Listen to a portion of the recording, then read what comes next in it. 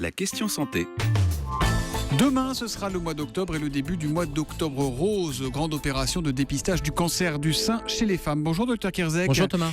Nous, on va commencer par parler d'un cancer du sein dont on n'entend absolument jamais dire un mot. C'est celui qui touche les hommes, car oui, ça existe. Oui, ça existe, le cancer du sein chez l'homme. Alors certes, c'est rare, c'est 1% des cancers du sein. On en parle beaucoup chez la femme. Les procédures de dépistage sont très rodées maintenant. Et malheureusement, chez les hommes, on n'y pense pas. Et pourtant, ce cancer du sein peut exister avec les mêmes symptômes. Sauf comme on n'y pense pas, il y a un retard diagnostique bien évident. Ça veut dire que nous aussi, on doit se faire dépister ?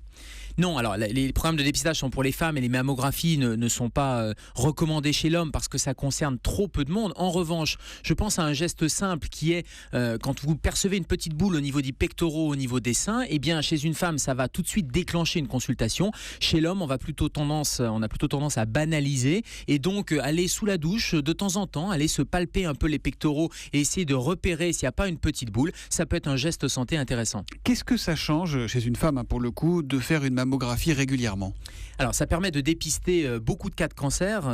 16 000 cas de cancer sont ainsi détectés par la mammographie. Mammographie qui est maintenant systématisée depuis le plan cancer 2004. C'est une mammographie tous les 2 ans chez les femmes qui n'ont pas de facteur de risque particulier. Et je pense aux femmes qui n'ont pas de facteur de risque familiaux en particulier. Tous les 2 ans, à partir de quel âge ? À partir de 50 ans jusqu'à 74 ans. On fait une mammographie tous les 2 ans. Et donc les femmes vont recevoir un petit papier de la sécurité sociale qui leur permet d'avoir ce dépistage, cette double mammographie qui est faite chez des radiologues qui sont agréés. On a appris hier que les femmes qui présentent un risque élevé pourront se faire désormais dépister gratuitement et ce, quel que soit leur âge.